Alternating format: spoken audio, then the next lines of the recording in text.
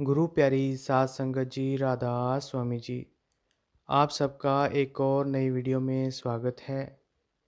संगत जी, आज की वीडियो में हम आपके साथ बाबा जी से डेरा ब्यास में आज जो सवाल जवाब हुए वो साझा करेंगे। तो वीडियो को आखिर तक ज़रूर देखिएगा और अगर आप हमारे चैनल पर नए हैं, चैनल को सब्सक्राइब ज़रूर करें जी।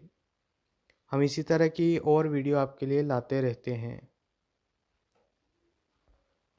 किसी ने सवाल किया कि बाबा जी, दुआ और बद्दुआ का असर होता है? बाबा जी ने कहा, बेटा अगर हम कमज़ोर होंगे तो असर ज़रूर होगा। अगर हम अपनी ताकत दिखाएंगे तो कोई भी कुछ कह नहीं सकता।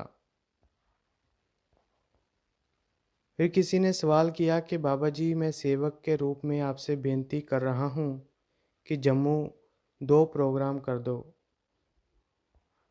बाबा जी ने कहा, बेटा एक मिल जाए बहुत बड़ी बात है। बाबा जी ने कहा, बेटा बात सत्संग की नहीं, अमल की है। जब तक हम अमल नहीं करेंगे तब तक बात नहीं बन पाती। फिर लड़के ने कहा, बाबा जी जब आप जम्मू आओगे तो 4, 5, 6 को दर्शन ज़रूर देना। बाबा जी ने कहा, बेटा मुझे ये बेनती नहीं, हुक्म लग रहा है। एक बीबी जी ने सवाल किया कि बाबा जी, एक औरत घर में काम करती है और उसकी सहन शक्ति होती है। अगर उसका घरवाला उसका साथ नहीं देता तो उसे क्या करना चाहिए?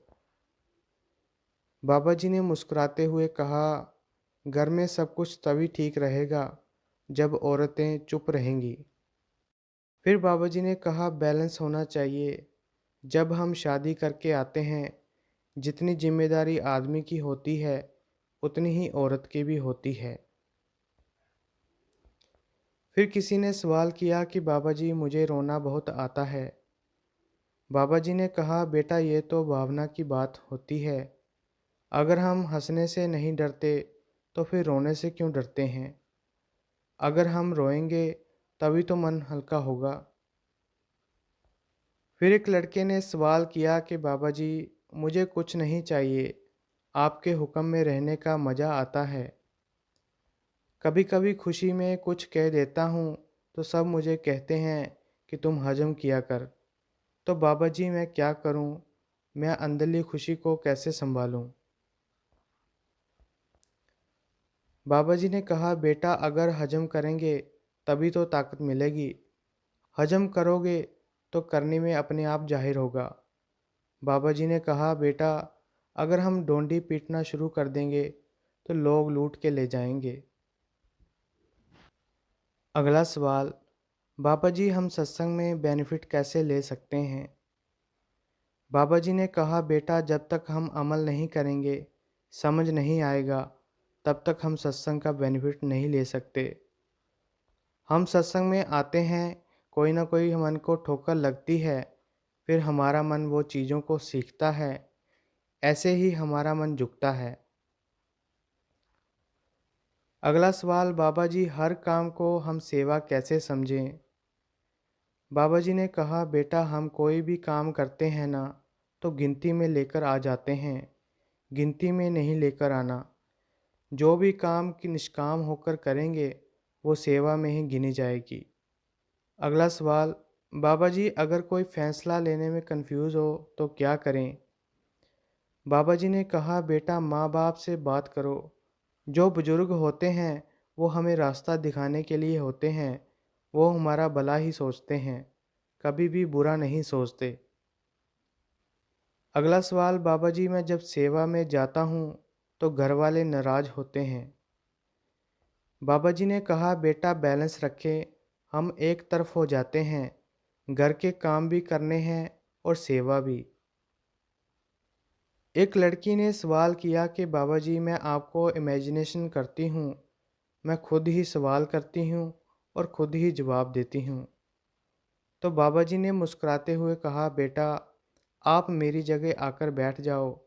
फिर बाबा जी ने कहा, बेटा मालिक ने ज़िंदगी दी है असल के लिए। फिर लड़की ने कहा, बाबा जी जब मुझसे कोई रिपीट में बातें करता है तो मुझे बहुत गुस्सा आता है। बाबा जी ने कहा, बेटा ये बताओ कि दुनिया में कोई भी किसी को बदल सकता है? बाबा जी ने कहा, बेटा हमने तो खुद को बदलना है, हम किसी की सोच नहीं बदल सकते। संत महात्माओं ने भी दुनिया को बदलने की कोशिश नहीं की। उन्होंने भी कहा, तेरा भाना मीठा लागे।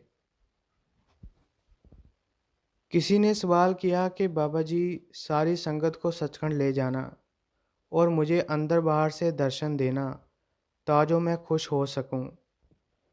बाबा जी ने कहा, बेटा आप गलत बाबे के पास आ गए हो। सच का एहसास तभी होगा जब हम भजन बंदगी करेंगे। जो भी मिलेगा अपनी करनी से मिलेगा। फिर किसी ने सवाल किया कि बाबा जी सेवा में कर्म कटते हैं? बाबा जी ने कहा, बेटा बाहर की सेवा से तो माहौल बनता है, सच्ची सेवा तो भजन सिमरन है। बाहरी सेवा से तो मन झुकना सीखता है। शुरुआत तो बाहर से ही होती है, लेकिन असल सेवा तो भजन बंदगी है। फिर किसी ने सवाल किया कि बाबा जी अगर कोई हमें छोड़ता है तो हमें लगता है कि हम परफेक्ट नहीं हैं। बाबा जी ने कहा, बेटा यहाँ कोई परफेक्ट नहीं है। मालिक ने जन्म हमें सीखने के लिए दिया है। फिर लड़की ने कहा कि बाबा जी आप परफेक्ट हो। बाबा जी ने कहा, नहीं, अगर मैं परफेक्ट होता तो जो मैं संगत को कहता हूँ तो वो सुन ना लेती। अगर संगत अब तक नहीं समझी तो इसका मतलब है मैं नहीं समझा पाया। लड़की ने कहा, बाबा जी मैं तो मानती हूँ। बाबा जी ने कहा, तुम्हारी नहीं, मैं सारी संगत की बात कर रहा हूँ। अगला सवाल, बाबा जी गद्दी औरत को क्यों नहीं मिली? बाबा जी ने कहा, बेटा आप यहाँ आकर बैठ जाओ। बाबा जी ने समझाया, बेटा बात आदमी औरत की नहीं है, बात आत्मा की है। फिर बीबी ने कहा, बाबा जी आपकी दाढ़ी बहुत अच्छी है। बाबा जी ने मुस्कुराते हुए कहा, अब क्या रूहानियत दाढ़ी में है? तो संगत जी ये थे कुछ सवाल जवाब। अगर आपको वीडियो अच्छी लगी तो लाइक शेयर और कमेंट ज़रूर करें और चैनल को भी सब्सक्राइब ज़रूर करें जी। राधा स्वामी जी।